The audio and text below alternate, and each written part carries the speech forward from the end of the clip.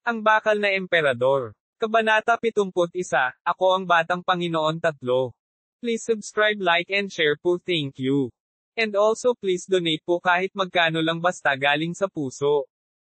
Ano? Tumakas ka ba? Tumingin si Locke kay Milian ng nakakaawa.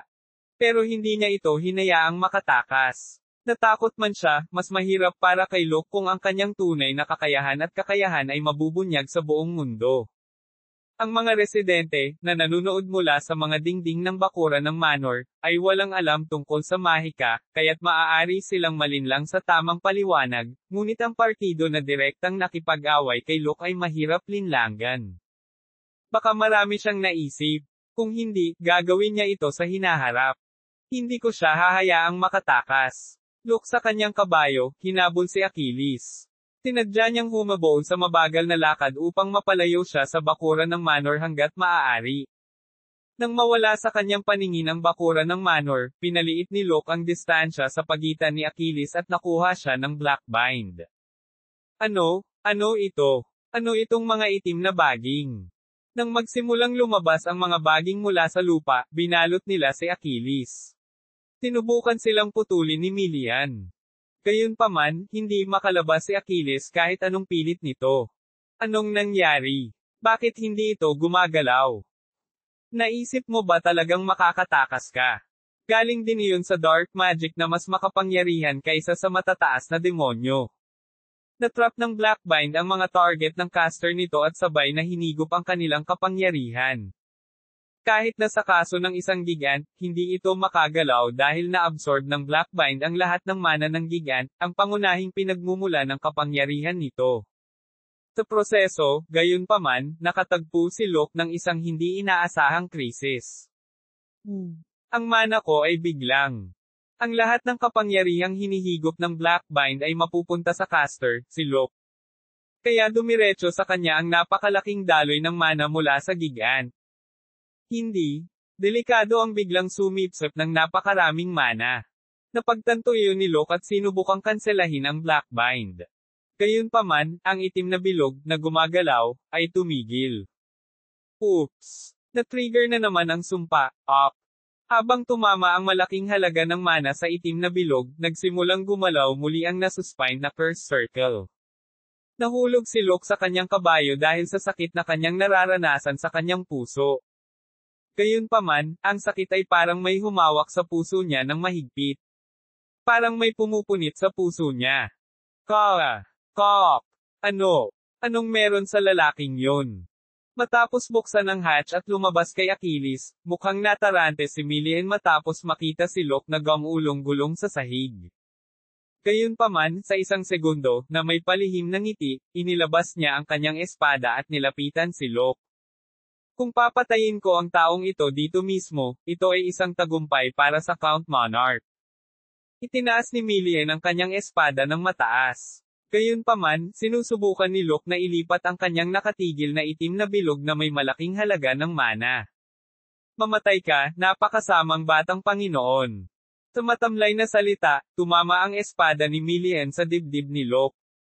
Pero, tumalbog ang espada. Ano ba kasing nangyari? Natarante si Milian dahil sa nangyari sa kanyang espada. At sa tuwing tumalbog ang kanyang espada, masasakit ang puso ni Locke. But right then, at some point, bumuukol ang katawan ni Locke. Dudud. Nagsimulang lumaki at lumaki ang kanyang katawan. Nilalagpasan niya ang damit na suot niya. Pinata ang lalaking sumunod kay Milian. Gayunpaman, isa na siyang mabangis na maskuladong mandirigma. Hali mo ba talaga ang lalaking ito? Habang tinitingnan ang pagbabago ni Locke nang may pagkabigla, bumangon si Milian mula sa lupa at hinawakan ang kanyang espada. Kahit paano niya igalaw ang espada niya, hindi niya mapigilan ang aura ni Locke. Sa sandaling iyon, iminulat ni Locke ang kanyang mga mata at hinawakan ang espada at palso ni Milian. Nako, kamay ko. Damat, kailangan talaga ng maraming practice. Sa sandali ng krisis, sinimulan ni Locke na gamitin ang build-up na kakayahan ng demonyo. Sa sandaling buhayin ang kapangyarihang nakaukit sa utak ni Locke, titigil ang itim na bilog, at magsisimulang magbago ang kanyang katawan. Tinimulan niyang baguhin ang mana na bumangga sa kanyang katawan sa Magi na binuo sa itim na bilog. Ang binagong mana, o sa halip, ang Magi, ay nasisipsip sa itim na bilog, na lumikha ng isang kadena ng 4 hanggang 5 bilog sa isang hilera. Kung hindi hinigop ni Locke ang Magi mula sa mga demonyo, ang kanyang katawan ay nakagawa lamang ng 4 na bilog. Sa kabutihang palad, nalampasan ni Locke ang hindi inaasahang krisis sa harap niya. Please, pakawalan mo na ako. Namilipit si Millian na nasalo ni Locke. Ipinakita ni Locke sa kanya ang kanyang trademark na cold cynicism. Walang hiya kang tao. Ikaw ay nagmamakaawa para sa iyong buhay mula sa parehong tao na sinubukan mong patayin. Sa sandaling kumislap ang mga mata ni Locke, nagsimulang manigas ang katawan ni Millian.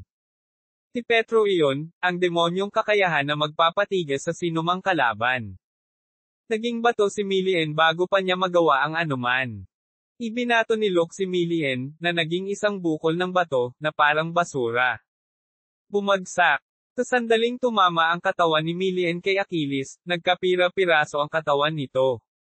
Hinawakan ni Locke ang kanyang mga kamay at bumalik sa kanyang orihinal na anyo. Tapos na ang lahat. Ngunit paano ang tungkol dito? Tumingin si Locke kay Achilles. Dahil sa black bind pa rin sa paligid nito, hindi ito nasira. Magagamit ito ni Locke kapag napalitan na ang core nito. Ang itapon nito ay isang pag-aaksaya. Nakakapagod na ipaliwanag kung paano ko ito nakuha pero pagkaraan ng ilang sandali ay nag-isip si Locke ng isang simpleng paliwanag. Sige, gamitin ko yan. Ang mga higanti ay talagang isang makina na batay sa golems. Ang wastong paghawak ng marionette magic ay maaaring makontrol ito. O kaya naman kaya kong kontrolin. Maaari kong hilingin kay Rogers o kay Philip na turuan ako. Nagpa siya si Locke na ilagay si Achilles sa subspace pansamantala at bumalik sa manor. Tingnan mo dyan. Babalik na ang batang Panginoon. Oh, batang Panginoon. Si Hans at ang mga tao na nasa paligid ng iba pang nasirang gigants ay nagsaya nang makita siya.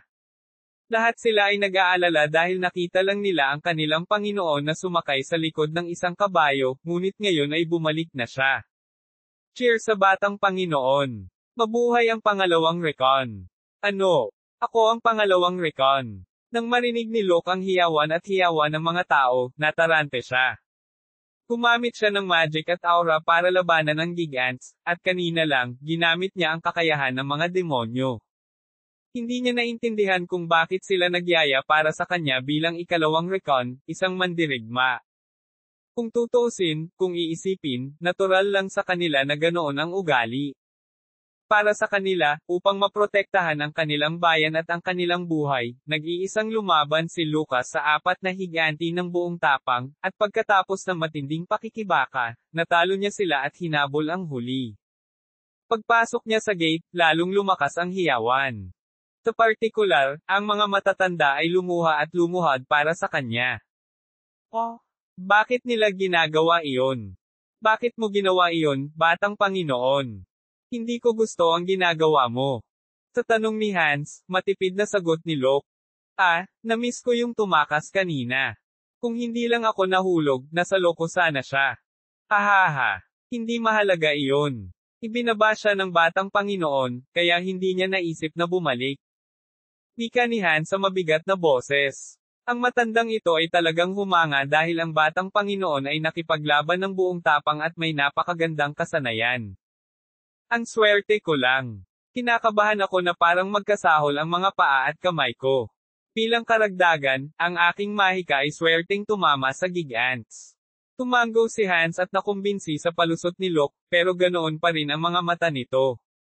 Hahaha. Kapag nalaman ito, makikita ng lahat ang aming recon estate sa isang bagong liwanag.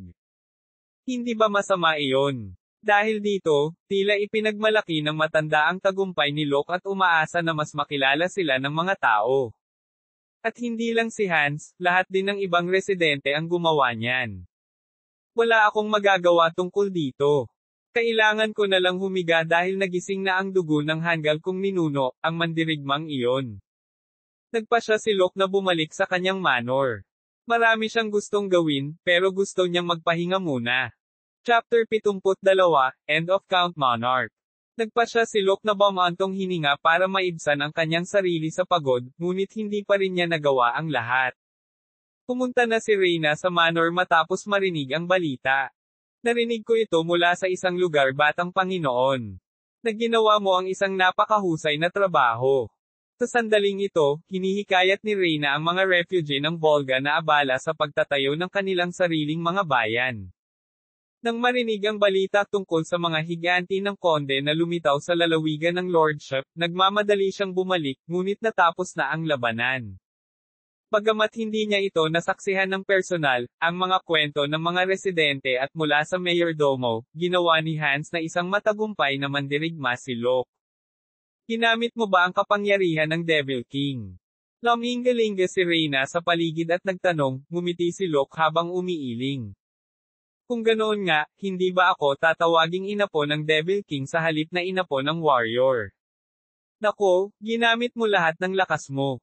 Kapag ang isang tao ay gumagamit ng isang espesyal na kapangyarihan, ang pakikitungo sa isang gigant ay medyo madali.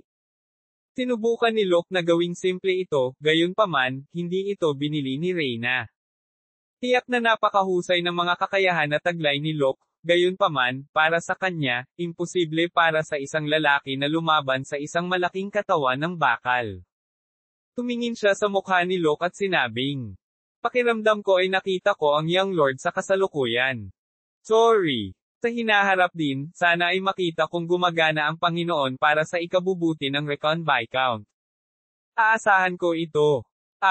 Oo. Salamat. Natawa si Locke nang marinig ang sinabi ni Reyna. Sa oras na si Locke ay nakikipag-usap kay Reyna, si Todd ay tumatanggap ng mga mensahe tungkol sa mahiwagang komunikasyon mula sa Yutern Canyon.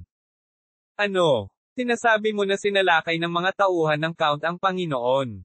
Parang nabigla si Roger sa tagumpay na inihayag. Oo, Kapitan. Ang Batang Panginoon ay lumabas na mag-isa at natalo ang 4 na gigant. Nanlaki ang mga mata ni Roger sa balita. Totoo ba talaga iyon? Ito ay ang katotohanan, ang mga residente ng lugar ay sinuri ito sa kanilang sariling mga mata. Paano sila magsisinungaling? Tuwang-tuwa si Todd nang pinag-uusapan niya ang bawat detalye ng labanan ni Locke sa gigant. Habang ipinapaliwanag niya ang sitwasyon, ang lahat ng iba pang mga tao sa paligid ni Rogers ay nagtipon malapit sa kristal ng komunikasyon. Oo, alam namin na ang Batang Panginoon ay nag-aaral ng mahika, ngunit hindi namin akalain na makakagamit siya ng 2 circle magic. Sa totoo lang, habang pinapanood ko ang Batang Panginoon sa pamamagitan ng pananatili sa tabi niya, siya ay isang mahiwagang henyo na ipinanganak tuwing 100 taon. Sa mga salitang iyon ng mute, idinagdag ni Rogers. Imbes doon, nagulat ako at natuwa na ang Batang Panginoon ay nagpakita ng ganoong kakayahan ng lumaban sa gigants. Kamakailan lang ay tinuruan ko siya ng gold sword, ngunit ginamit na niya ang aura. Wika ni Rogers na ikinamulat ng mga mata nina Philip at Victor. Itinuro mo ang gintong espada sa Panginoon. Hindi ko maintindihan, kailan? Nagkibit-balikat lang si Rogers sa mga tanong. Bago pumasok ang mga refugee sa Volga, nakipag-away ako sa Batang Panginoon. Sinabi ko sa kanya na huwag makipag-usap tungkol dito sa sinuman, ngunit mayroong maraming pagkakaiba sa oras na iyon. Para sa napakagandang bagay. Walang kabalyero sa mga kabalyerong Recon na walang pakialam sa mga nagawa ng kanilang Batang Panginoon. Kani-kanina lang, tila interesado siyang maging wizard kaysa eskrimador, nag-alab ang hilig ng mga kabalyero. Ngunit ngayon, ang Batang Panginoon ay isang eksperto at isang 2 circle wizard. Hindi ba dapat ipagpaliban ng lahat ang kanilang mga emosyon sa ibang pagkakataon upang harapin ang mga kagyat na bagay sa ating mga kamay? Pinalakpakan ni Rogers ang kanyang kamay para buhayin ang kapaligiran. Kung ipapasa ang kwento, may mga pagkakataong maaring makarating ito sa maling pandinig. Ang dahilan kung bakit niya ginamit ang kristal na komunikasyon ay upang ipaalam sa Panginoon ang kanilang tagumpay, gayunpaman, mayroong isang bagay na mas mahalaga kaysa doon. Kailangan mong pumunta kaagad sa Batang Panginoon at kunin siya. Sige. Iniyuko ni Todd ang kanyang ulo at nawala sa kung saan, at bumalik kasama si Locke. Muli siyang tinanong ni Locke tungkol sa kanilang digmaan. Nagwagi ba ang laban? Oo. Nagawa naming talunin ang maraming mga kalaban nang hindi nakakuha ng maraming pinsala. Ito ang tagumpay sa Batang Panginoon. Bueno, para sa ating ikaluluwalhati. Ano ang mahalagang bagay? Tinanong ni Locke si Rogers kung sino ang nasa larangan ng digmaan, at pagkatapos ay ipinaliwanag kung ano ang nangyari. Gusto kong pumunta ng ganito at salakayin ang lungsod ng Lamer. Lungsod ng Lamer. Bahagyang nanlaki ang mata ni Locke. Tama iyan. Nagkaroon ng napakakaunting pinsala. Bukod pa rito, nasa ating mga kamay ang gigants at ang mga kagamitang panlaban na ginagamit ng mga kalaban. Sa tingin ko ay magiging madali ang pagkuha kay Lamer. Tinagtagal pagkatapos ng labanan, nagsimulang lumabas ang mga opinyon. Sa orihinal, ang plano ay upang tapusin ang digmaan doon mismo at upang makuha ang paghingi ng tawad mula sa Count. Gayunpaman, dahil napakadali ng labanan, nais ng lahat na salakayin ang lungsod ng Lamer, ang puso ng kaaway. Noong una, ang lungsod ng Lamer ay bahagi ng lupain ng pamilya Recon, at ngayon ay posible na nilang makuha ito pabalik mula sa Count Monarch dahil naramdaman nila na maaari nilang ibagsak ang Count. Teka, walang damage sa mga kakampi. Paano mo nakuha ang mga gigants nila na masyadong buo? Iyon, sa totoo lang. Nagsalita si Rogers tungkol sa kung ano ang kanyang natagpuan sa panahon ng paglilinis sa larangan ng digmaan. Hindi na itago ni Locke ang walang katotohanang ekspresyon sa kanyang mukha. Ano? Nawawala ang core ng gigants. Oo, kahit tinanong namin ang mga Iron Mage na nahuli, parang wala silang ideya. Para silang pinagmumultuhan ng mga multo. Mabilis na nabura ang pagkagulat sa mga mata ni Locke. Matapos marinig ang salitang ghost, naunawaan niya kung sino ang maaaring gumawa noon. Paano mo pinaplano na gamitin ang kalaban na gigants na nawawala ang kanilang pivotal part? Ililipat namin ang aming mga pangunahing makina sa kanila, at ang aming gigant na kagamitan din. Balak mong itago yan. May iniisip si Locke. Maganda. Kumanda ka kaagad sa Lamer. Salamat sa iyong pahintulot, Panginoon. Sa kabilang banda, pupunta rin ako dyan. Kailangan kong hulihin ang baboy na iyon gamit ang sarili kong mga kamay. Hahaha, naiintindihan ko. Ang komunikasyon gamit ang kristal ay natapos doon. Pagpasok ni Locke sa kwarto, lumingalinge siya sa paligid para siguraduhing walang tao at ibinuka ang bibig. Sebastian. Oo.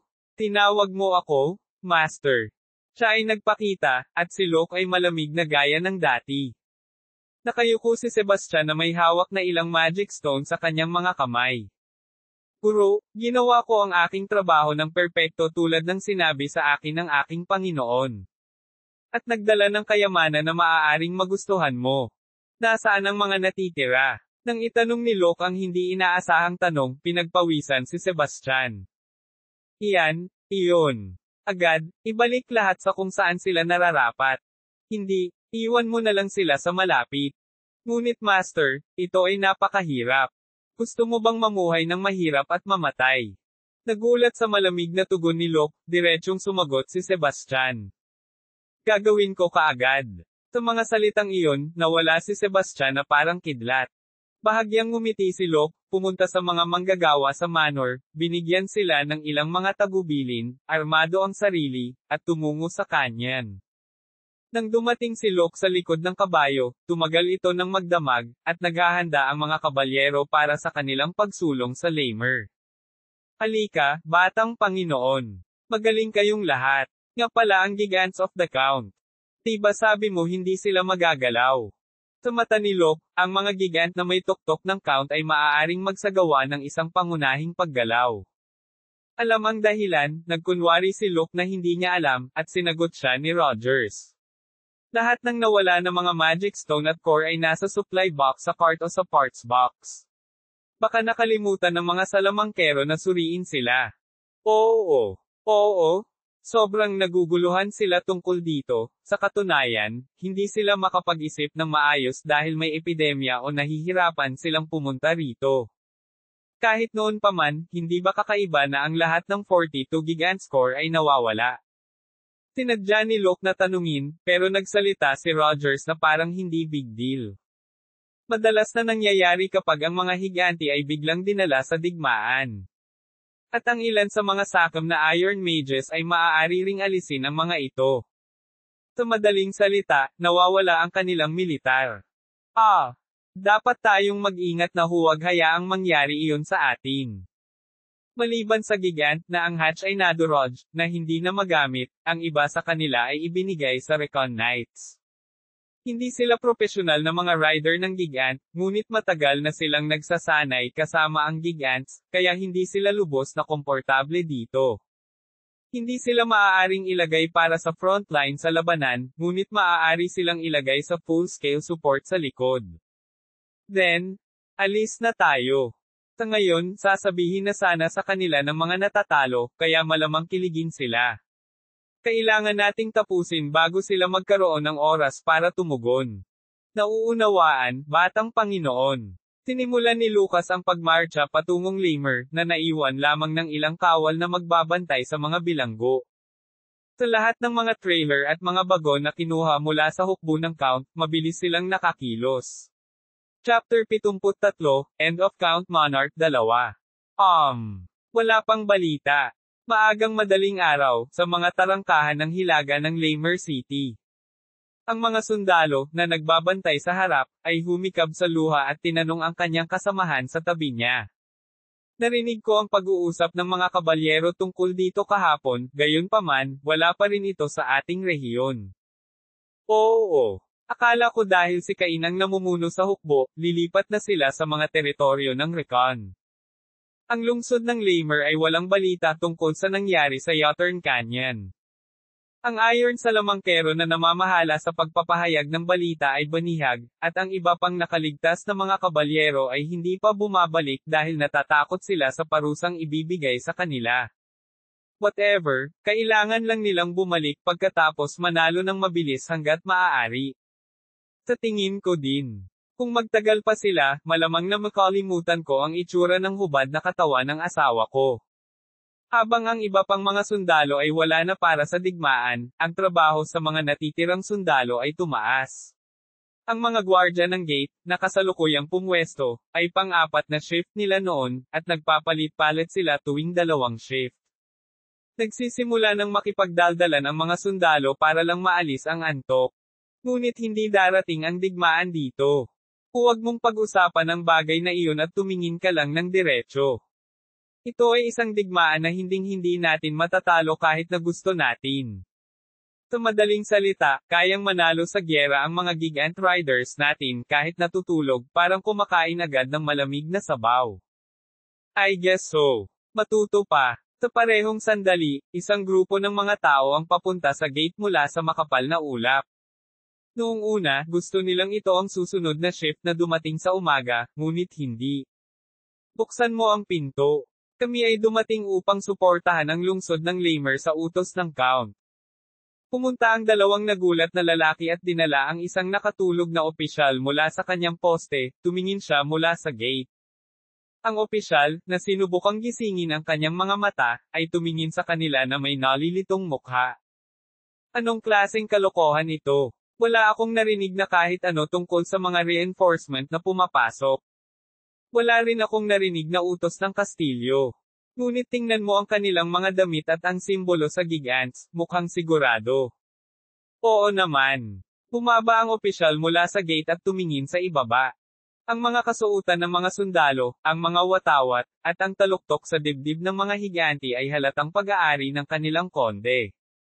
Saan ka nang galing? Hindi mo na kailangang malaman, buksan mo ang gate.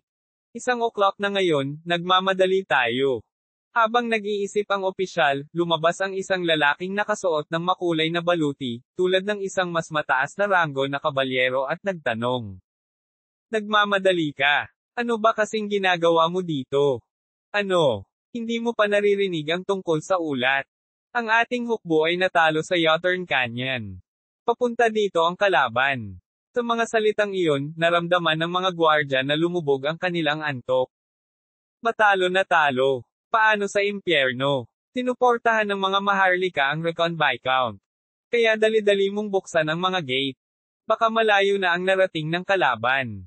Sa mga salitang iyon, sumagot ang opisyal. Sandali lang. Pagkatapos makipag-ugnayan sa tirahan ng count at kumpirmahin. Gagawin mo ba talaga yan ngayon? Huwag kang mag-abala. Kung hindi mo mabuksan, ako na mismo ang gagawa. Sumenyas ang knight na nangunguna sa grupo sa likod. Ang mga higanti na nasa trailer ay bumangon at gumalaw. Ang mga gigant na bumangon mula sa trailer ay tumakbo diretso sa gate at sinimulan itong hampasin ng kanilang mga katawan. Thud! Thud! Pagkatapos ng ilang mga hit, ang mga gate ay hindi nagawang mapanatili ang gayong puwersa at nabuksan. Wow! Iwasan mo sila. Magbel, dali. Gayunpaman, kahit na matapos ang mga utos mula sa opisyal, hindi tumunog ang kampana. Ang mga palaso ay lumipad mula sa mga mamamana at sa mga kawal na nasa tarangkahan. Tira ang pader. Pumasok kayong lahat. Sa utos ng knight, hindi, si Luke, ang gigants, at ang mga sundalo ay pumasok kaagad sa lungsod ng Lamer. Sila ang mga puwersa ng Recon at hindi ang mga katulong para sa Count Monarch. Ang Panginoon ng Recon ay nagbalat kayo bilang katulong ng Monarch, hanggang sa dumating sila kay Lamer. Nakatagpo na sila ng maraming mga sundalo ng mga teritoryo ng Monarch na nagpapatrolya, ngunit nalampasan nila ang mga ito dahil sa pagbabalat kayo at tamang mga dahilan. Maghintay ka lang ng kaunting oras, mata ko na baboy count. Pinangunahan ni Lucas ang nakabalatang hukbo ng Recon diretso sa manor ng Count na malapit sa hilagang tarangkahan. 2 beses ang kanilang layunin. Ang isa ay upang talunin ang Gigants of Monarch at ang kanyang mga kabalyero, na maaaring maging pinakamalaking hadlang para sa kanila sa pagsakop sa lungsod. At ang isa pa ay ang paghuli sa konde. Pumalakpak. Ang hukbo ng Recon na tumakbo sa lungsod, ay nahahati sa 2 grupo habang papalapit sila sa tirahan ng Count. Kabilang sa mga ito, ang mga tropa na pinamumunuan ni Rogers ay pumasok sa punong tanggapan ng mga kabalyero na nasa tabi mismo ng permanenteng tirahan. Pumasok sila habang binabasag ang pintuan sa harapan.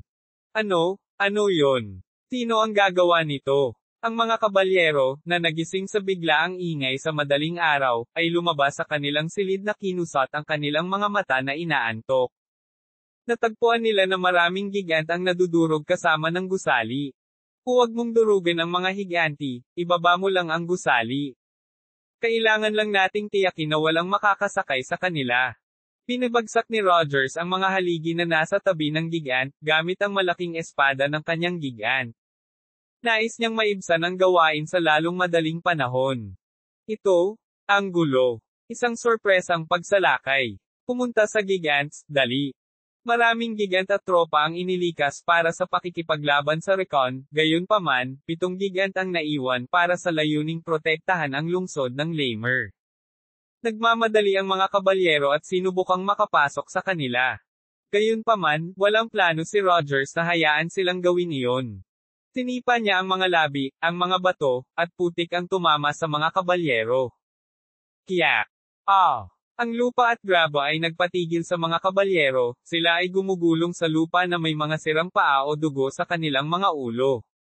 Sa wakas ay nagtagumpay ang Recon Gigant sa pagbagsak ng lahat ng mga haligi ng Gigants.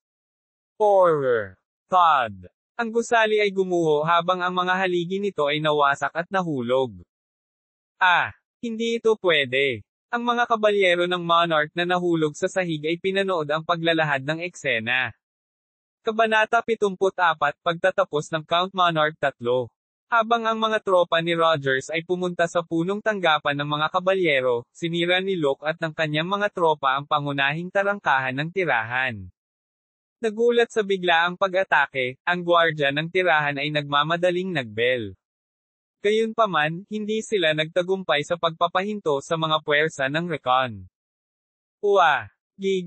Gigants. Magwala kayo, mga tanga. Hindi ako magpapakita ng awa sa sinumang nakatayo sa harap ko. Si Mir, na nangunguna sa Gigants, ay iginalaw ang mga kamay nito.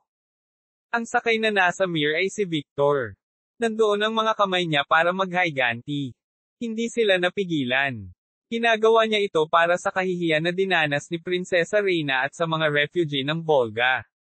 Ang kanyang mga aksyon ay hindi nakakagulat. Nakikita ko ang maraming pangako dito, tama ba? Nakakagulat ba yon? Gagawin niyo ng isa kung talagang mahal nila ang kanilang lupain. Sumagot si Locke habang nananatili sa balikat ni Sting 2, na kinokontrol ni Philip.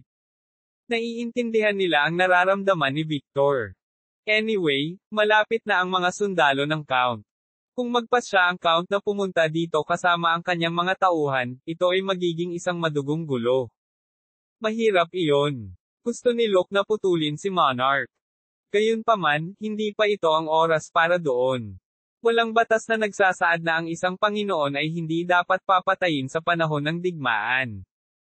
Gayunpaman, upang makontrol ang mga estate sa hinaharap, alam na kapakipakinabang na panatilihing buhay ang Panginoon dahil alam nila ang iba't ibang impormasyon tungkol sa lupain tulad ng pangangasiwa, pananalapi, at militar nito. Higit pa rito, ang monarch na ito ang magiging collateral ng imperial family. Ang emperador ay hindi mananatiling tahimik kung ito ay hahawakan ng hindi maganda. Mas mabuting iwasan muna ang anumang pag-aaway sa emperador. Ang pamilya ng imperial ng Baroque ay may napakalakas na kapangyarihan, at ang kapangyarihan ni Locke ay hindi pa nabubuo.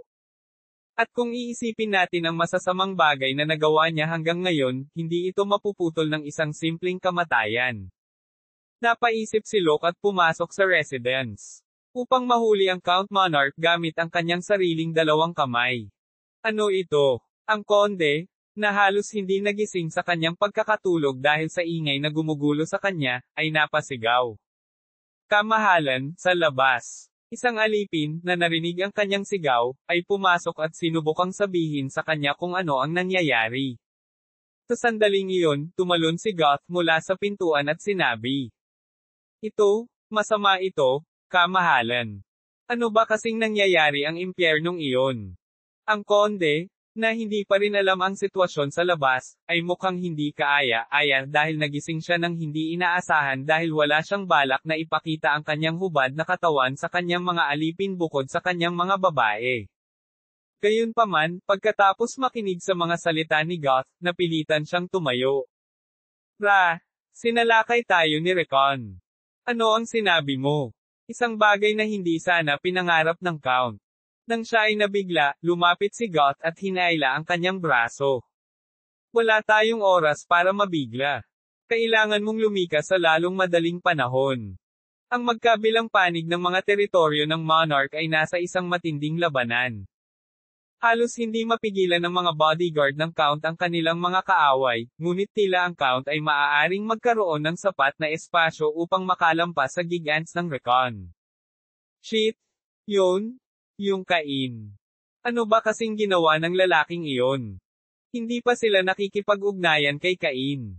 Noong una, itinuring nila ito bilang isang simpleng problema sa komunikasyon. Hindi man lang nila inasahan na matatalo sila kay Recon. At para mangyari ang ganoong nakababahalang sitwasyon sa harap mismo ng kanyang tahanan. Hindi namin alam ang eksaktong detalye, ngunit mula sa kasalukuyang sitwasyon, malamang na natalo si Cain ng hukbo ng Recon. Kaya, kailangan mong lumikas mula rito, sa lalong madaling panahon. Sa paulit-ulit na mga salita mula kay Goth, alam na ngayon ng konde ang kanyang sitwasyon at nagsuot ng ilang damit. Gayunpaman, pumasok ang Count sa silid-aklatan sa halip na lumabas ng gusali. Count, saan ka pupunta? Ligtas, ligtas. Ang konde ay hindi kayang ibigay ang kanyang vault, na may lahat ng kanyang mahahalagang ari-arian, kahit na sinusubukang tumakas. Jik. Nagmamadaling itinulak ang mesa sa gilid, itinaas niya ang kahoy na pinto. Ang vault ay may bakal na pinto. Count, walang oras para dito. Papalapit na ang mga sigawan. Magiging madali para sa kanila ang makarating dito. Kailangan mong lumikas. Tumahimik ka. Kung gusto mong iwasang makilala sila, tumakas ka na lang. Sigaw ni Monarch kay Goth na may pulang mata at binuksan ang pinto ng kanyang lihim na vault. Wala akong pakialam. Naunang tumakas si Goth dahil hindi na siya makapaghintay pa. Hindi alam na wala na siya, sinimulan ng konde na ilabas ang mga alahas, mga gintong bar, at mga perang papel sa kanyang vault. Cook, gaano katagal bago mabawi ang lahat ng ito? Inilagay ng Count ang huling bill sa kanyang bulsa. Noon niya nakita ang isang gigant na bumulwak mula sa bintana ng silid. Bumagsak. Up. Hindi maiwasang madurog si Monarch sa kaguluhang ginawa ng gigant. Ang kanyang kasakiman ay nagbigay sa kanya ng huling pagkakataon na makita ang kanyang pera. Baka madulash ang pako. Napabalikwa si Philip, na nakasakay sa Sting 2 malapit sa tirahan, nang makita niyang nagsisilabasan na ang mga tao. Maaaring hindi alam ng mga sundalo, ngunit lahat sila ay walang armas. Isa pa, may mga magagandang katulong, at hinding-hindi niya sila masasaktan. Oo, nasira ang mansyon. Ayokong gamitin ito sa mga walang kwentang bagay. Habang nag-iisip, tumulong si Philip sa kanyang mga kaalyado sa kanyang Sting 2. Hindi niya alam na patay na ang Count Monarch dahil sa ginawa niya. Kabanata 75, Pagtatapos ng Count Monarch 4. Ang dilim ng bukang liwayway ay hangupa na at sumikat na ang araw sa umaga. Habang ang kanilang mga tainga ay namagitan sa kanilang mga tainga, ang kaguluhan ay dulot ng mga residente ng lungsod ng Lamer nang makita nila ang mga sirang gigant. Anong nangyari dito? Inatake tayo ng kalaban sa madaling araw. Sino ang kalaban? Ang Recon Viscount. Huwag mo akong biruin. Hindi na natin makikita ang matako na baboy na iyon. Habang ang mga residente ay nanunood ng mga eksena na may kaunting pagkabalisa at pag-asa, si Luke at ang Recon ay abala sa pagsisikap na maglinis. Una, ang mga aide ng Count ay ikinulong sa isang bilangguan, at ang mga sundalo ay ipinadala sa buong lungsod. Ipinadala sila na may deklarasyon. Naglalaman ito ng 5 pahayag na nagpapalam sa kanila tungkol sa tagumpay ng Recon. Upang matiyak ang buhay, ari-arian, at katayuan ng mabuting mamamayan. Ipinagbabawal natin ang pag-iimbak ng mga pang-araw-araw na pangangailangan. Upang magbigay ng pagkain sa mga mahihirap. Ang mga lumalaban sa mga puwersang panseguridad ay parurusahan. Ang mga tauhan ng mga puwersang panseguridad at ang administrasyon ay dapat na bumalik sa trabaho sa loob ng 24 na oras gaya ng dati. Hindi matitiyak ang katayuan at sahod. Bagamat ito ay nasakop, ang Recon lamang ay hindi kayang pamahalaan ang pangalawang pinakamataas na komersyal na lungsod sa Timog. Ang lungsod ng Lamer lamang ay mayroong 200,000 katao, na halos 10 beses ang populasyon ng Recon bago nila dinala ang mga refugee ng Volga. Sa makatuwid, pinanatili ni Lucas ang ilan sa mga tauhan ng konde, ang mga mas mababang ranggo na opisyal at ang mga posisyon sa militar maliban sa mga mangangabayo at mga kabalyero. Natutuwa ako na mahirap ang koneksyon ng Count sa kanyang mga tao. Maraming tao ang nakikipagtulungan, higit pa sa inaasahan ko. Iyan ay mahusay. Kung hindi, nasuka ako ng kaba at hindi pagkatunaw ng pagkain. Sa mga salita ni Rogers, tumingin sa kanya si Locke at tumango. Ang bilangguan, kung saan ang mga bilanggo ay hawak ng konde, ay may mga taong naghimagsik o nagsalita ng masama laban sa konde. Sa kanila, may kaunting mga maharlika. Mayroon ding mga administrador at kabalyero. Sila ay lubhang mahabagin kay Lucas, na nagpalaya sa kanila, at lubhang nakatulong sa paglutas ng mga bagay na nasa kamay. Nariyan ang mga katulong ng konde tulad ni Baron Goth. Sinabi niya na kung siya ay makalaya, pagkatapos ay sasabihin niya sa amin ang tungkol sa mga slush na pondo ng Count at ang kanyang mga nakatagong asset ng negosyo. Si Goth ay nahuli ni Philip noong sinusubukan niyang tumakas sa pamamagitan ng isang lubad. Bilang isa na pinakamalapit sa Count, marami siyang alam na mataas na antas na impormasyon habang pinamamahalaan niya ang estate sa ngalan ng Count. Young Lord, huwag mo siyang palabesin. Siya ang masama na sumunog at pumatay sa mga inosenteng refugee. Pinakalma ni Luke si Victor na nagwawala na. Siyempre, wala akong planong palayain siya. Ngunit kailangan ko ang impormasyon na mayroon siya. Kaya, bibigyan ng pagkakataon si Victor na saktan siya basta't hindi siya mamamatay. Hayaan mo na ako. Tumakbo palabas ng opisina si Victor na medyo nakabawi ng kulay sa mukha.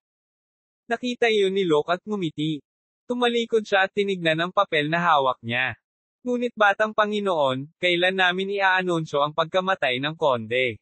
Iniisip ko rin yan. Nang matapos ang labanan, natagpuan ni Locke ang bangkay ni Count Monarch, na nasa sarili niyang latak ng dugo. Ito ay isang hindi kanais-nais na resulta para sa kanya dahil gusto niyang makuha ang Count at makakuha ng mga benepisyo gamit siya. Mas madaling i-announce na namatay na siya. Sa kabilang banda, ang mga may takot sa nakatataas ay maaaring maging hindi makikipagtulungan o walang pakialam sa iyo batang Panginoon. Pero kung malalaman, iba ang tatanggapin ng Imperial. Isang hakbang para patayin ang Imperial family. Hindi tulad ng isang Panginoon na kailangang panatilihing buhay sa isang digmaan. Sa isang digmaan, maaaring masugitan o mamatay ang isang Panginoon. Ngunit sa ngayon, makikita ito bilang pinatay ni Lucas ang konde. Kadalasan, ang mga Panginoon ay karaniwang dinadala bilang mga bihag o pinalaya pagkatapos makatanggap ng mabigat na pantubos. Pagkatapos mag-isip sa maraming paraan, ginawa ni Locke ang huling desisyon. Itago mo ang katawan ng konde, at itikom mo ang iyong mga bibig. At pansamantala, gumawa ng tsismis na tumakas siya kasama ang kanyang mga kayamanan. So, wala kang balak i-announce. Mas mabuting huwag munang pukawin ang Imperial family, pansamantala. Pinigyang diin ni Locke na hindi sila pansamantalang gagawa ng anumang galaw.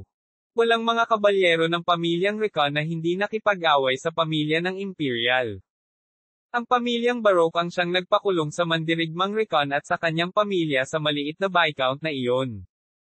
Kahit mahina si Baroque, yumuko lang ang lahat sa kanila. Gayunpaman, walang tumitingin sa kanila. Ngunit paano ang iba pang mga lungsod at bayan ng Count? Sa ngayon, sa ating mga namumunong puwersa, ang pamamahala sa Lamer mismo ay magiging mahirap. Kokontrolan nila ang rehiyon ng Count, at hindi iyon magiging madali. Ang teritoryo ng Rickon ay mas maliit kaysa sa Count Monarch. Bilang karagdagan, ang rehiyon ng Count ay ang pangalawang pinakamalaking lugar sa Timog, na ilang beses na mas malaki kaysa sa Rickon. Gayunpaman, kaduda-dod ang kung kaya ng mga opisyal ng Viscounts ang ganitong kalaking teritoryo, lalo na kapag may mga civil constructions. Mayroong dalawang solusyon para dyan. Sabi mo dalawa. Oo. Ang isa ay ang ibenta ang lupa sa mga kalapit na Panginoon. Magbenta tayo hanggat kaya natin. Sa mga salitang iyon mula kay Locke, umiling si Rogers. Tapos kunin mo yang pera. Sa ganitong sitwasyon, kadalasang nauuwi sa gulo. Kung ganoon, hindi ba kukunin na lang nila ang lupa ng walang pahintulot? Kung gagawin iyon ng mga Panginoon sa paligid ng lugar, ang emperador ay higit na masaya na payagan ang isang digmaan na mangyari. Maliban kay Marquis Mayors, ang mga maharlika sa paligid ng monarch ay napakatahimik. Susubukan nilang labanan si Rickon, na kamakailan lamang ay napabuti ang kanilang mga gigan sa pamamagitan ng pagkapanalo sa digmaan. Kung ibebenta namin ito sa kanila ng mura, mas malamang natanggapin nila ito. Kung gayon, paano ang pangalawang pagpipilian? Mag-a-apply ako ng batas kay Lamer mamaya. Gusto kong ipahiram ang mga karapatan sa mga mangangalakal at hayaan silang malayang magpatakbo ng kanilang negosyo. Nagulat si Roger sa sinabi ni Locke. Gagawin mo bang isang libreng lungsod ang Lamer? Bilang isang komersyal na lungsod, ang pundasyon nito ay matatag na naitatag. Tingnan mo ang mga papel na ito, ilang beses nang nagtanong ang mga mangangalakal noon. Sakam si Conde kaya hindi niya ito pinayagan. Mayroong ilang mga libreng lungsod sa kontinente. Sila ang karamihan sa mga daungang lungsod na binuo ng kalakalan. Ang mga mangangalakal ay sapat na mayaman upang bilhin ang lupain mula sa mga Panginoon, at ang kanilang sariling kapangyarihan ay napakalakas na maihahambing ito sa isang konde o marquis. Ang problema ay tataas ang agwat ng relasyon sa pagitan namin. Marami pang lupain ang pagsasamahin, o may mga pagkakataong hatiin ang lungsod sa mas maliliit na lungsod. Walang dapat ikabahala tungkol dyan. Itataas natin ang pusta sa malayang lungsod. Ang libreng pamamahala ng lungsod ay madalas na isinasagawa ng isang unyon ng manggagawa ngunit kadalasang sinasamahan ng bilang ng mga mangangalakal na pag-aari ng stake. At sa huling kaso, ang pinakamalaking stake ang may pinakamalakas na boses. Kaya, kung ginawa ni Locke ang Lamer na isang libreng lungsod, nais niyang ipakita ang unang ranggo kay Prinsesa Reyna Kirillov. Siyempre, para mangyari iyon, kakailang ganing gumawa ng mga pagsasaayos ng pondo. Kahit sayang naman. Kahit na ibenta natin ang lupa o ipagkatiwala sa iba, ang lupang nakuha natin ang pinakamaganda. Mas mabuting asikasuhin ang mga bagay na kaya natin at huwag guluhin ang pamamahala. Ang mahalaga sa amin ay hindi kailanman ang pagpapalawak ngunit ang kahalagahan. Oo, tama iyan. Nang makapagdesisyon na silang dalawa. Nakarinig sila ng agarang yabag sa labas. Napakaapura nito kaya ang buong tirahan ni Lamer ay nanginginig. May masamang nangyari, batang Panginoon. Si Philip pala. Halos basagin niya ang pinto nang makapasok siya sa kwarto. Umiling si Rogers at sumimangot. Ano ito? May rebelyon ba sa labas? Kapag may bagong pinuno, palaging may pag-aalsa. Ito ay karaniwang pinamumunuan ng mga taong ayaw mawala ng kanilang mga posisyon, kanilang mga tahanan o kanilang mga lupain. Iniisip ni Locke kung nasa labas ang mga tauhan ng Count. Hindi ito rebelyon. Hindi isang paghihimagsik ngunit, pilit na kinalma ni Philip ang kanyang paghinga. Si Locke, na nakinig sa sinabi niya, ay tumalon sa kinauupuan niya. Inagaw si Prinsesa Reyna. Kabanata 76, Pagsasabuatan ng Emperador isa. Habang palabas si Locke sa bakanteng estate, isang grupo ng mga lalaking nakamaskara ang tumawid sa pader ng kastilyo ng Devil King. Ang mga taong nakamaskara sa katad na damit na nakakapit sa kanilang katawan, ay nagpakita ng kanilang payat na hugis at maitim na buhok. Pumasok sila sa castle, kasama ang nasusunog na insenso sa kanilang mga kamay. Bakit parang nahihilo ako bigla? Bigla akong nahihilo. Habang kumakalat ang insenso sa pagtulog, nahulog ang mga refugee na nagpapatrolya sa kastilyo ng Diablo. Ang mga nahulog ay inaanod sa pagtulog. Ito ay nasa panganib ang prinsesa. Ang ilan sa mga sundalo na nagtrabaho para sa prinsesa sa nakaraan sa Volga ay alam na may mali, at sinubukan ang kanilang makakaya upang makabangon. Gayunpaman, kahit anong pilit nila, hindi nila maiwasang matamba. Ang mga lalaking nakamaskara matapos patahimikin ang mga residente, ay nagsimulang maghanap ng tame time na kastilyo. At pagkatapos, sa isang silid, natagpuan nila si Prinsesa Reyna.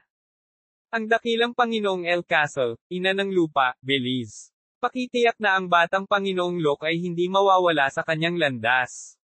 Nakatingin si Reyna sa kalangitan sa gabi mula sa kanyang bintana at nagdadasal. Mula nang dumating siya sa Recon, palagi niyang ipinagdarasal si Locke. Hiniling niya na hindi siya malagay sa anumang panganib at ang kanyang mga tao ay muling makakita ng kapayapaan. Siyempre, hindi niya alam kung ang mga Diyos at ang Diyosa ang magbabantay sa kanya. Ngunit ni minsan ay hindi siya umiwas ng isang araw para ipagdasal siya. Tamang-tama noong nagdadasal siya, biglang pumasok sa ilong niya ang isang matamis na amoy. Ang amoy na ito. Si Reyna, na tumingin sa pinto dahil sa amoy, ay nakatulog na hindi alam kung bakit. Nang mahulog siya, pumasok sa kwarto ang mga lalaking nakamaskara. Ang isa sa kanila ay kumuha ng pergamino sa kanyang kamay at binuksan iyon. Nakalagay sa papel ang mukha ni Prinsesa Reyna. Ito ang babae. Kung ganoon, kunin natin siya. Si Reyna na natutulog ay binuhat palabas ng kanyang silid at ng kastilyo. Chic. Ang kanilang mga yapak sa kagubatan at mga bukid, lahat ay nangyari ng napakabilis. Ilang metro ang kanilang galaw at gumalaw sila na parang payat na USA. At saka, kahit magdamag silang tumakbo, parang hindi man lang sila napapagod. Tumatakbo sa loob ng 2 araw sa Hilaga, nagpahinga sila sa lambak sa unang pagkakataon mula nang umalis sila. Tulog pa ba ang prinsesa? Hindi, malapit na siyang magising. Napaungol si Reyna nang magising siya. Pagmulat niya ay napatingin siya sa mga lalaking nakamaskara na nakatingin sa kanya, nagulat siya pero pilit niyang pinanatili ang kanyang kalmado. Isang ordinaryong babae kapag kinidnap ay iiyak at sisigaw. Hinihikayat ka ba ni Count Monarch na gawin ito? Sa tingin mo tumatanggap kami ng mga utos mula sa mga mababang uri ng maharlika.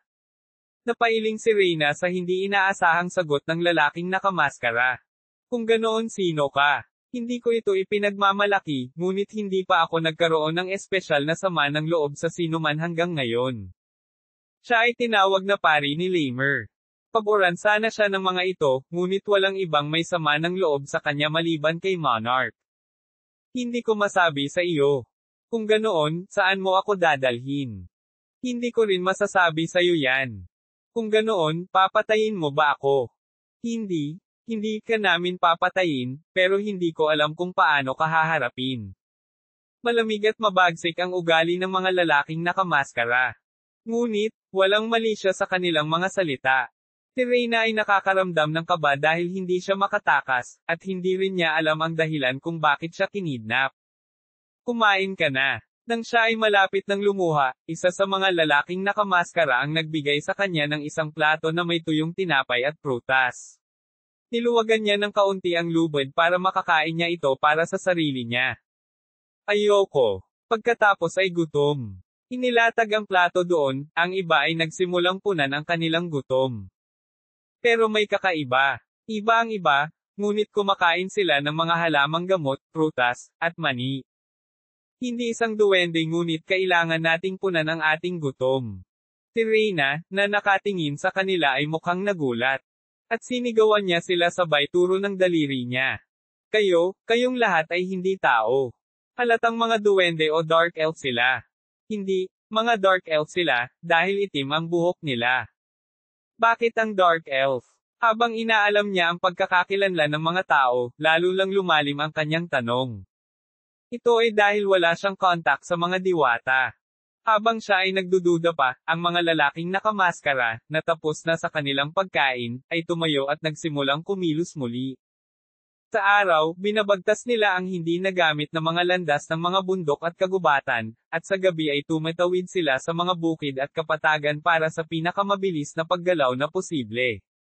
Papunta lang sila sa lahat ng oras. Hindi, Volga Republic. Ang pagpapatuloy mula sa Baroque Empire hanggang sa Hilaga ay ang Republika ng Volga. Pinigkas lang ito ni Reyna ng malakas para kumpirmahin, medyo nakaibot ang mga dark elf na nanlamig sa kanya sa sinabi niya. Tama siya tungkol sa Volga Republic.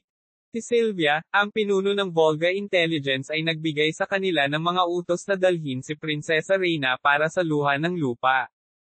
Dahil dito, kinailangan nilang pumunta sa malayong recon. Hindi, ayoko. Ibaba mo ako. Hindi pa ako pwedeng mamatay. Si Reyna na alam na ang destinasyon ay Volga Republic, naisip na gusto nilang kitilin ang kanyang buhay, at nagpumiglas. May mga alingaw-ngaw na ang Volga Republic ay kinikidnap ang mga maharlikang pamilya ng Old Volga na mga bansa at pinatay sila pagkatapos ng malupit na pagpapahirap. Nagsisimula pa lamang na manirahan si Reyna sa mga refugee, ine-enjoy niya ang buhay kasama ang kanyang mga tao, ayaw pa niyang mamatay. Nagiging sakit ka na. Tumahimik ka. Nang marinig ang mga salita ng lalaking nakamaskara, may isa pang humila ng isang itim na tela mula sa kanyang kamay. Sa pagkakataong ito ay ginamit nila ito para isara ang bibig ni Reyna. Alisin mo ang iyong mga kamay. Kung hinawakan mo siya ng maruruming kamay mo kahit na sinabi mo na, hindi ka mamamatay kahit gusto mo. Maririnig mula sa langit ang boses ng isang lalaki. Siya ay walang iba kundi si Locke. Chapter 77, Emperor's Conspiracy 2. Nang marinig ang balita ng pagkidnap kay Reyna, dumiretso si Locke sa castle. UDTED ni BXNBEL. Inilibot niya ang paningin sa paligid ng kastilyo at sa silid nito, ngunit wala siyang makitang anumang palatandaan. Ang bigo niyang puso ay nagsalita kay Sebastian na nasa paanan niya. Guro, ito ang gawain ng mga Dark Elf. Dark Elf. Bakit, sa tingin mo? Ang hangin sa silid ay may amoy ng sleeping essence, na ginagamit ng mga Dark Elf. Alam din ni Locke na ang sleeping essence ay ginamit ng mga Dark Elf. Ang sleep essence ay ang kanilang sariling makapangyarihang sikreto, sapat na ito upang ibagsak ang isang sword master sa isang shot, gayunpaman, pagkaraan ng isang oras, ang bakas ng paggamit nito ay ganap na nawala. So, no would know na nakalusot sila. Matapos marinig ang mga salitang iyon, muling nagsalita si Sebastian na may halong nguso. Talagang mahusay ang mga Dark Elf, ngunit hindi nila kayang lokohin ang isang mahusay na magnanakaw na tulad ko. Si Sebastian ay isang olfactory demon, isang pasang demonyo, at isang eksperto sa paggawa ng droga, kaya niyang talunin ang mga dark elf sa bagay na iyon. Kung gayon, alam ko kung saan sila nagpunta. Papunta sa norte ang bango. Pumunta sila sa north direction. Mula noon, nagsimulang humabol si Locke sa mga maitim na duwende kasama si Sebastian. Hindi ko alam kung bakit nila siya kinidnap. Ngunit kung masaktan man siya ng isang daliri, sigurado siyang papatayin niya silang lahat. At sa ika-4 na araw ng kanyang pagtugis, nahanap niya sila sa tabing ilog. Bakit mo siya ibabalik sa Bulgar Republic? Ano ang ibig sabihin nito? Alam ng lahat na walang lugar para bumalik doon ang mga royal, bakit? Patayin siya. Ang mga Dark Elf, 3 sa kanila, hindi kasama ang may hawak kay Reyna, ay sumalakay kay Locke. Nagkalat ang 2, at ang isa sa kanila ay naglabas ng punyal at inatake siya mula sa harapan. Sang-sang. Isang asul na kalasag ang lumitaw sa harap ni Locke at tumalbog ang pag-atake ng mga Dark Elf. Kang.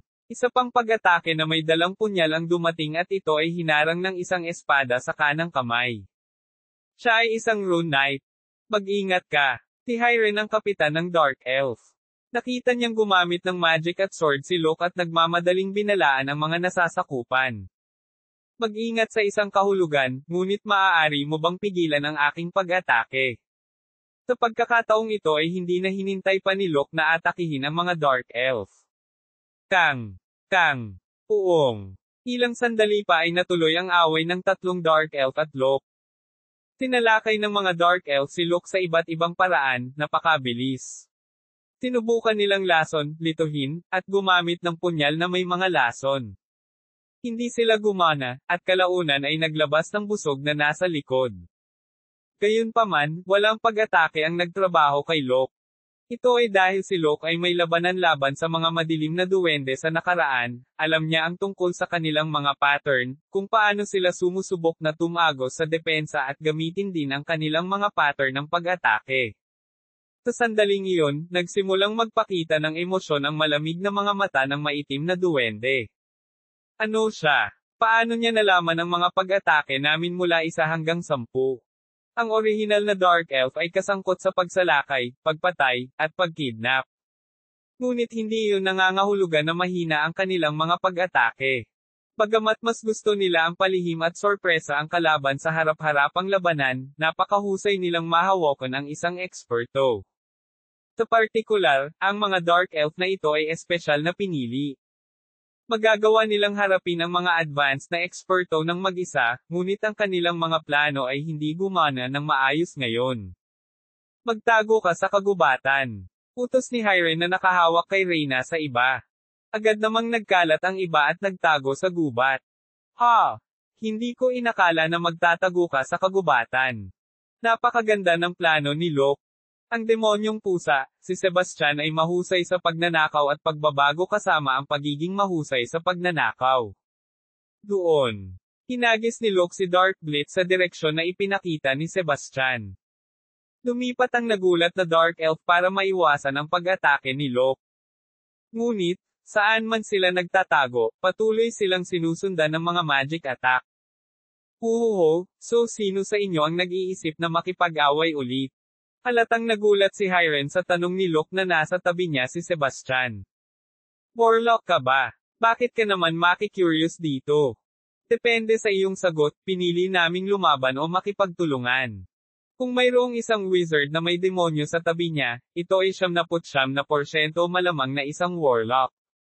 Ngunit mayroong 1% na pagkakataon, at kailangan nilang suriin. Bakit? Kung ako ay isang warlock, kakampi ko ang Dark Elves. Natawa si Locke sa pahayag na iyon. Noong nakaraan, kapag siya ay patungo sa Golem Legions, ang mga warlock at ang Dark Elf ay natipon para sa kanya. Gayunpaman, hindi lahat ng warlock at Dark Elves ay dumating. Marami sa mga warlock ang naging pagalit at ang ilan ay nagpanggap na si Simon, at karamihan sa mga Dark Elf ay hinati ang kanilang mga sarili sa 12 tribo. Erenes, di ba? May isang matandang duwende na nagtanong sa akin ng parehong tanong noong nakaraan, at hindi ito nakakatuwang sitwasyon. Gulat. Nagulat ang maitim na duwende sa pangalang lumabas sa bibig ni Locke. Si Erenes lang ang sinabi mo. Tanong ni Hyran. Oo. Siya ay isang ipinahayag na mataas na duwende. Kilala mo siya? Oo naman. Kung kilala mo si Erenes, hindi ka namin kaaway. Sabi ni Hyran at pinatong si Reyna sa sahig. Hindi natin kayang labanan ang nakakakilala sa kanya. Babalik ako ngayon, pero hahanapin kita mamaya. Dahil doon, 4 na Dark Elf ang nawala sa dilim. Maaaring habulin sila ni Locke kung gusto niya, ngunit pinili niyang huwag. Ang layunin niya ay iligtas si Reyna ng ligtas at hindi rin patayin ang mga Dark Elf. Lumapit siya kay Reyna at kinalas ang mga tali. Princess, okay ka lang. Locke, Panginoon. Luhaan ang mga mata ni Reyna nang makalabas na siya. Ayos ka na ngayon. I can assure you that. Ha! Salamat, maraming salamat, batang Panginoon. Marahan siyang niyakap ni Locke, at ganoon din ang ginawa niya. Tumingin siya sa hilaga, ang direksyon kung saan nawala ang mga Dark Elf. Clarence, buhay ka pa ba? Bagamat hindi siya sigurado noon, ang duwende ay isang kasamahan at tagapayo sa nakaraan, na nag-alok ng kaunting tulong. Akala ni Locke ay patay na siya, pero parang hindi naman. Kung nakita niya akong nabuhayan muli bilang isang inapo ni Recon, pagtatawanan ba niya ako? Kung siya pa rin ang masayahing tao sa nakaraan, baka gumulong-gulong siya sa lupa sa kakatawa habang may luha sa kanyang mga mata. Hindi, baka subukan niyang patayin si Locke. Lubos na siyang madidismaya kay Locke, na napakadaling namatay noong nakaraan nang hindi naglagay ng magandang laban. Sa mapait na ngiti, tinitigan ni Locke ang hilagang kalangitan. Chapter 78, Emperor's Conspiracy 3. Lunti ang lupain sa dulo ng bundok na nababalutan ng nyebe. UDTED ni BXNBEL. Com. Sa gitna ng malagang berdeng damo na may mga puno at palumpong ay may isang maliit na bilya. Ang may-ari ng bilya ay isang payat, nasa katanghaliang gulang na lalaking duwende na may puting busog. Nakatayo sa balcony, nakatingin siya sa mga bituin sa kalangitan ng gabi nang bigla siyang yumuko at umubo. Ubo. Ubo. Malamig ang hangin, pumasok ka sa loob. Sabi ng isang malamig, magandang babaeng duwende, na nakatayo sa likuran niya. Akala mo hindi masarap ang ubo ng hangin. Dapat ay namatay na ako ngayon. Tila, siya ay mukhang isang medyo may edad na lalaki. Gayunpaman, siya ay talagang higit sa 1,000 taong gulang. Siya si Erenes, isang duwende na nabuhay ng mas mahaba kaysa sa karaniwang duwende, na dapat ay 400 taon. Ang lahat ng mga duwende, maging ang iba pang mga diwata sa kontinente, ay pawang masugid na humahanga sa propeta. Ang babaeng duwende ay nag-aalaga sa dapat na matalino, na naninirahan sa malalim sa Volga Republic. Tiningnan niya ng malamig si Eren at nagtanong. So, hindi ka namamatay dahil sa ubo mo. Ang lamig ay pinagmumula ng lahat ng sakit. Ang mga hanggal na nilalang lamang ang nakakakuha ng sipon sa tag-araw. Ito ba ang landas na kailangan mong tahakin upang maging isang pantas? Habang malamig ang pagsasalita ng babaeng duwende sa bawat pagkakataon, mas lalong lumalim ang nasugatan ng ekspresyon ni Erenes. Erwin, nagiging kasing lamig ka ng yelo. Iyan marahil ang dahilan kung bakit hindi mo marinig ang mga salita ng Diyos. Hindi ko nais na maging isang propeta. Aking tagapagmana, sinasabi ito. Hindi ba ikaw, Master, ang pumili sa akin para gawin ito, alam mong hindi ko ito gusto. Sa tugon ng kanyang alagad, hindi napigilan ni Erenes na sumimangot. Ito ay hindi ka panipaniwala. Ayokong magsalita ng isa pang salita. Ngayon magrereklamo ka. Para ipakita ang ganyang imahe mo, hindi ka ba papasok sa bahay? Kung gayon, bakit wala ang guro sa loob ng bahay? Oh my, para makinig dito.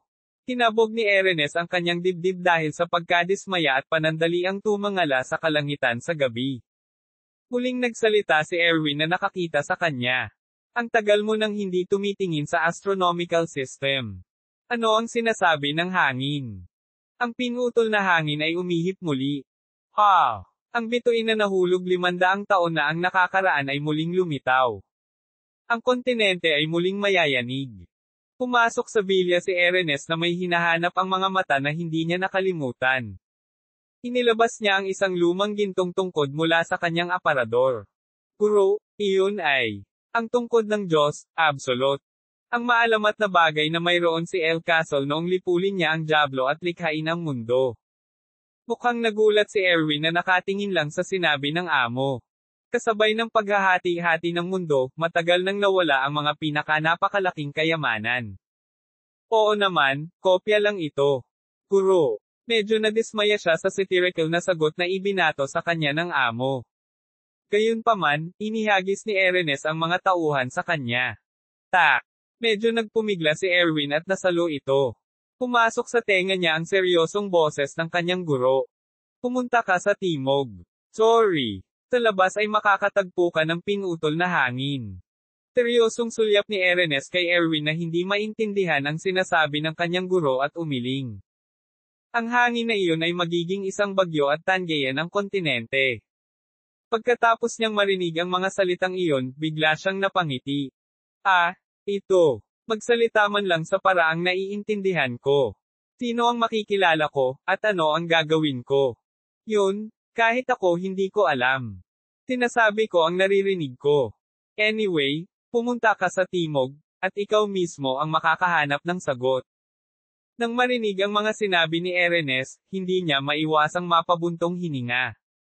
Naiintindihan ko. Pupunta ako. She shook her head, but she accepted. Habang nag-iimpake siya ng kanyang mga bag at mga gamit, kinausap niya ang kanyang guro, na nandoon pa rin. Dumating si Sylvia kahapon, at dadalhin ng mga Dark Elf si Prinsesa Reyna dito. Oo. Kapag dumating siya, magtatanong sila tungkol sa kung nasaan ang luha ng lupa. Sige, aalis na ako. Kumain ka sa oras at alagaan mong mabuti ang iyong sarili. Yumuko si Erwin sa kanyang guro at saka nawala. Ang kanyang buong pangalan ay Erwin Lisa. 100 taon na ang nakalilipas, siya ang henyong mage na nagpabago sa mundo ng mahika sa pamamagitan ng paggawa ng mga artificial na magic stone. Papasok na naman siya sa mundo pagkatapos ng ilang dekada na paglayo rito. Upang muling lumikha ng isang bagyo na wawakasan ang kontinente. Chapter 79, Emperor's Conspiracy 4. Ang tagumpay ng Recon Viscount sa teritorial na digmaan ay naging malaking pagkabigla sa buong imperyo. UDTED ni BXNBEL. Natitiyak ng lahat ng maharlika na si Count Monarch ang mananalo, at ang ilan sa mga mangangalakal, na mabilis ang takbo, ay pumila upang magbenta ng mga kagamitang militar sa Count Monarch. Ang pinakanagulat sa kanila ay ang Imperial Emperor, Rudolph. Ano iyon? Nanalo si Recon sa labanan. Oo, kamahalan. Sumagot si Count Voltes na may kasamang sorry. Siguro, kung nagkataon, mayroon bang mga maharlika na nakialam dito? Hindi iyon ang kaso. Lahat ay nanunood nito, at wala ni isa sa mga maharlika sa timog ang tumulong sa Recon Viscount. Kung gayon paano nila nagawang manalo? Ang pagkakaiba ng kapangyarihan sa pagitan ng dalawang estate ay kilala ng emperador. Ito ay kilala na ang pagkakaiba sa pagitan ng dalawang teritoryo ay halos 20 beses. Kaya naman hindi niya maiwasang magtaka kung paano nagawang punan ni Recon ang puwang sa kapangyarihan at manalo. Ayon sa ulat mula sa inspector, na pumunta sa lugar kung saan nawala ang Count, habang sila ay mapagbantay, sinabi na ang sorpresang pag-atake ng Recon Viscount ay sumulong at matagumpay.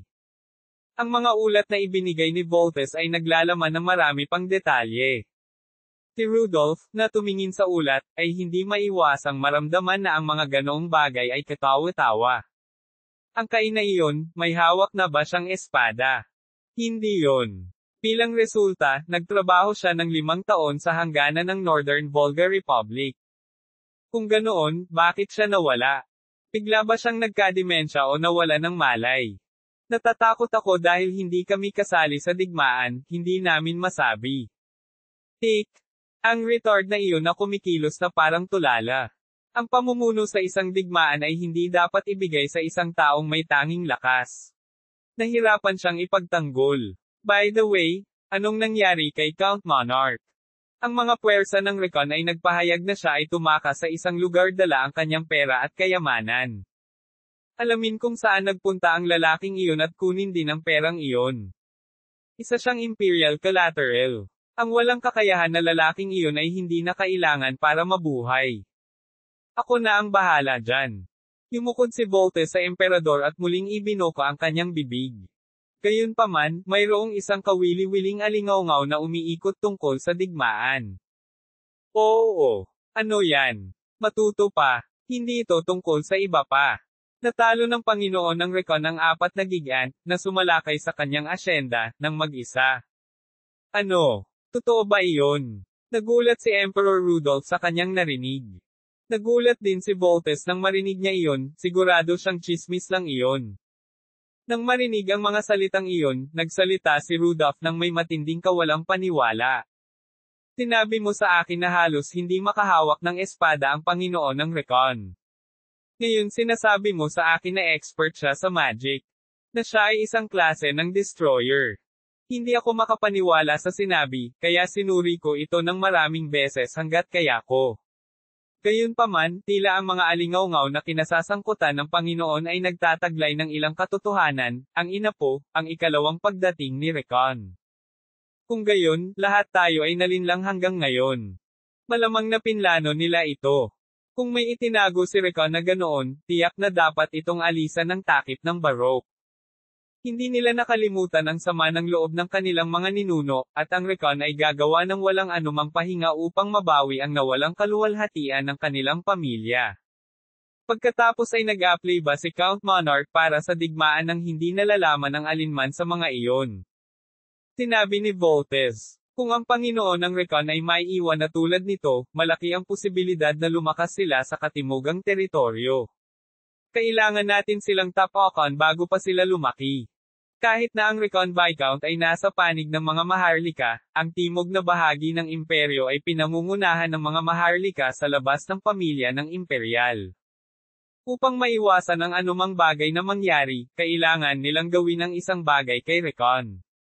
May suggestions ka ba? Sa tanong ni Rudolph, agad na sumagot si Voltes. Magpadala ng isang hukbo ng maaga. Ayon sa batas ng Imperial, ang isang Maharlika ay dapat maglingkod sa Imperial Army sa loob ng 2 taon kapag sila ay naging 18 taong gulang. Ito ay isang uri ng obligasyon ng Maharlika, at si Lucas ay walang pagbubukod. Sa orihinal, siya ay dapat na pumunta sa susunod na taon, at maaari niyang kunin ang titulo ng Panginoon kung siya ay magtagumpay na maging isang may sapat na gulang.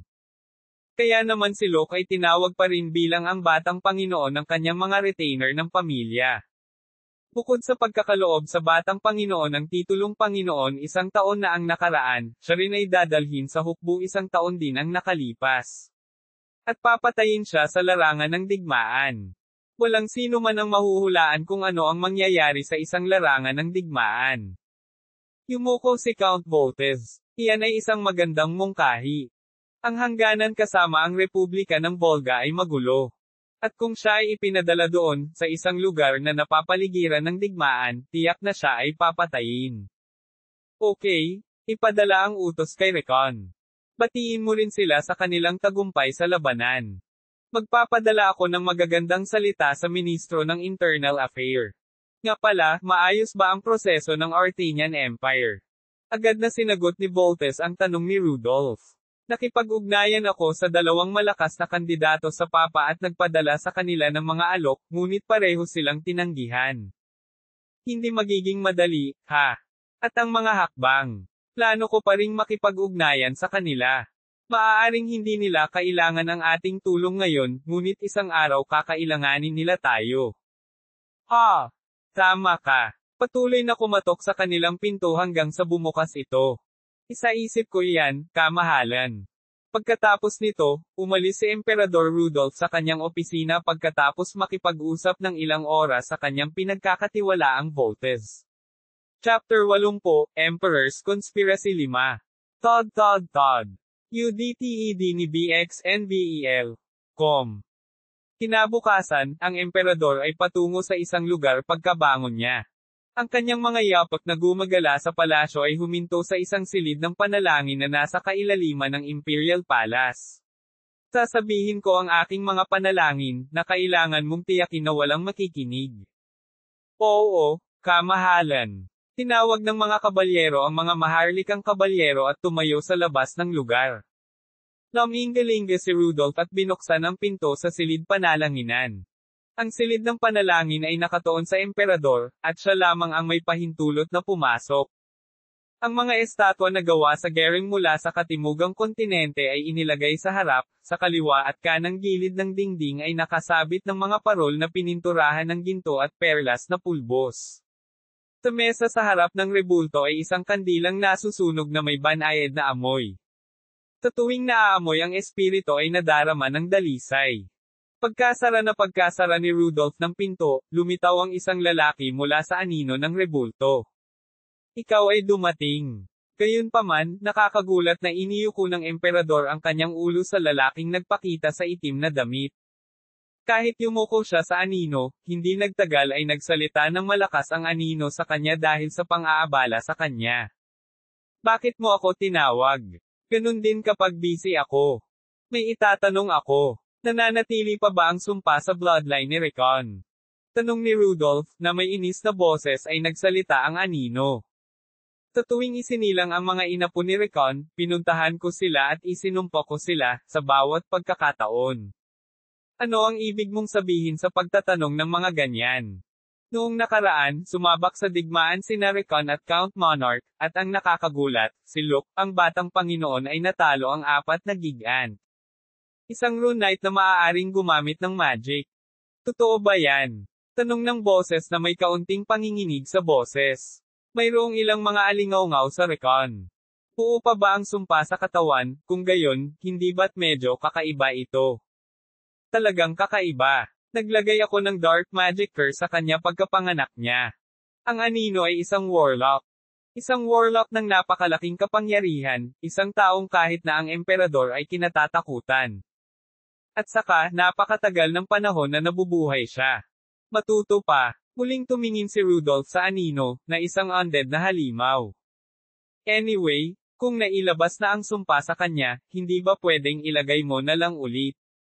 Gayunpaman, kailangan kong magtungo sa Volga Republic ngayon. Ilang sandali ang nakalipas, siya ay nasa Republika ng Volga. Nang makatanggap siya ng hudyat mula sa emperador, nagmamadali siyang bumalik. Tumayo ang emperador na may masiglang mga mata. Nasa Volga Republic ka ba? Ano ang nahanap mo doon? Kukuko, may isang bag ng mahahalagang bagay na inalis sa Magic Tower. Siya ay naghahanap sa Volga Republic upang mahuli ang warlock na nagnakaw ng bagay na pag-aari ng Veritas Magic Tower. Ano ang nangyari sa Veritas Magic Tower? Hindi mo kailangang malaman. Kailangan kong pumunta at ayusin ang mga bagay-bagay. Sa kasamaang palad, hindi kita matutulungan. Ngunit sa sandaling bumalik ka, siguraduhing suriin ang tungkol sa sumpa na pinakawalan. Sige. Sa mismong sandali, ang anino, ang lalaking nakaitim na roba ay nag-teleport sa sarili gamit ang mahika. At hindi pinalampas ni Rudolph ang makahulugang ngiti na taglay ng anino bago siya naglaho. Ito ay isang halatang pangungutya. Ito ay ng isang tao at ang kanyang Magic Tower, na tumatawa sa katotohanan na ang Emperor, na hindi kayang suportahan ang kanyang sariling imperyo sa kawalan ng individual na iyon. Baka sa mukha ng Emperador ang hiya. Shit! Ang halimaw na iyon. Wawasakin ko ang Veritas Magic Tower na iyon, ang bagay na mas pinahahalagahan niya kaysa sa sarili niyang buhay. Ang matinding galit ay lumabas sa katawan ng Emperador.